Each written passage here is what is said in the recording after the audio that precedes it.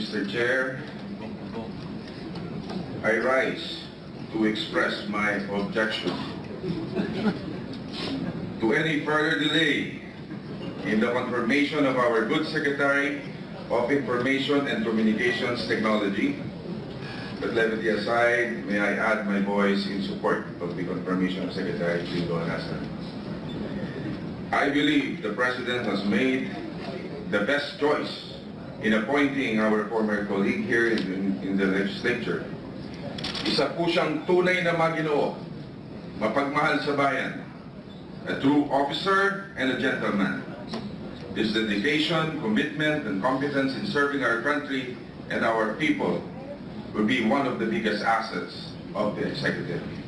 Hindi po matatawaran ang kanyang kakayahan.